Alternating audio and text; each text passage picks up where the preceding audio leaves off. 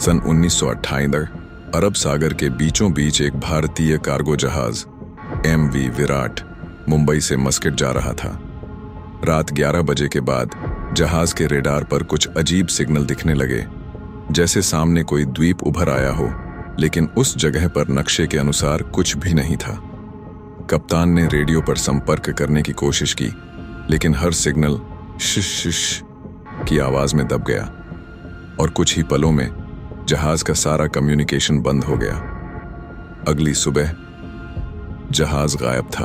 2 हफ्ते बाद भारतीय नौसेना की एक टीम INS सागर प्रहर उस इलाके की तलाश में भेजी गई।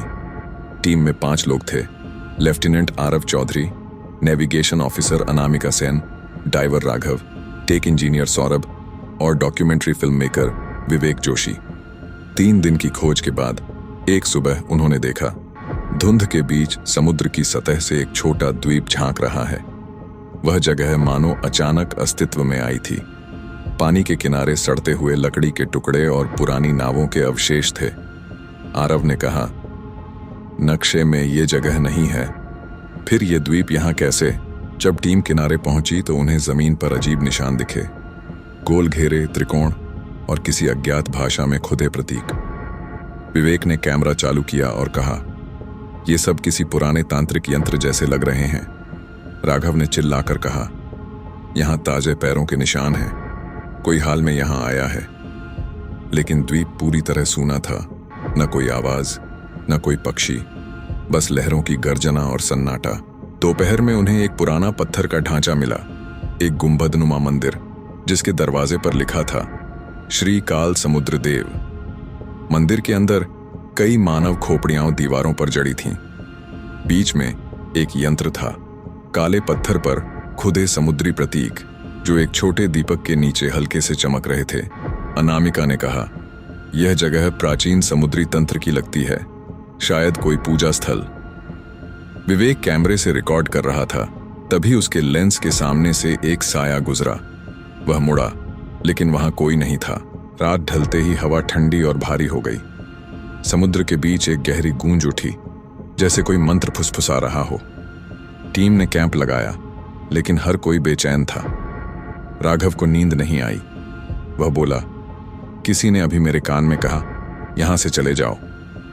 अचानक लहरों के बीच से धुंधली आकृतियां उभरी, पानी से बनी मानव आकृतियां जो धीरे धीरे किनारे की ओर बढ़ रही थीं।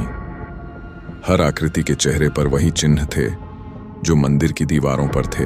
आरव ने फायर फ्लेयर छोड़ी तो उजाले में उन्होंने देखा, समुद्र की सतह पर दर्जनों पुराने जहाजों के मलबे पड़े थे, हर जहाज के पास खोपड़ियों के ढेर। अनामिका ने कहा, यह द्वीप शायद उन जहाजों की आत्माओं का कैद खाना है जो इस जगह से गुजरे थे। अचानक विवेक चिल्लाया, मेरा कैमरा अपने आप रिकॉर्डिंग कर रहा है। कैमरे की स्क्रीन पर पुराने जहाज के सवारों की छवियां दिखने लगीं। लोग तंत्र मंत्र करते हुए, बलि चढ़ाते हुए और फिर समुद्र में खींचते हुए गायब हो रहे थे।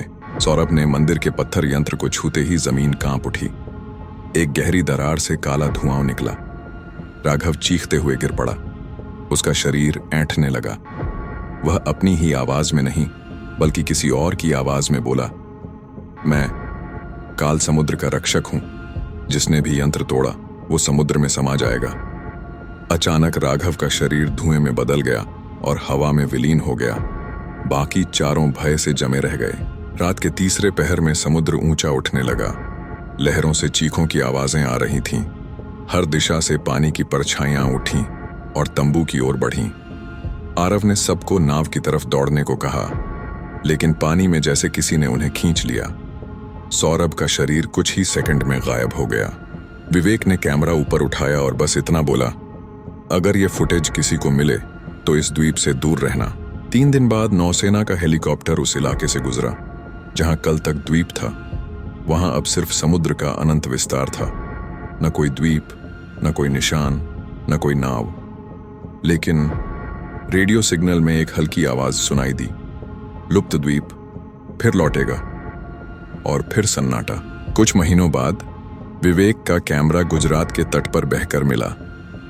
अंदर रिकॉर्डिंग में आखिरी दृश्य था, धुंध में एक अजीब द्वीप और एक काली आकृति जो धीरे धीरे कैमरे के पास आती हुई दिखाई दी। कैमरा बंद हुआ, लेकिन अंतिम फ्रेम में एक आवाज थी, काल समुद्र अब जाग चुका है। यह द्वीप हर कुछ सालों में समुद्र से उभरता है। यह उन आत्माओं का स्थान है जो समुद्र में तांत्रिक अनुष्ठानों से मारी गई थीं। जो भी इसके भीतर जाता है उसका अस्तित्व समुद्र निगल लेता है और फिर वह द्वीप वापस लहरों में छिप जाता है।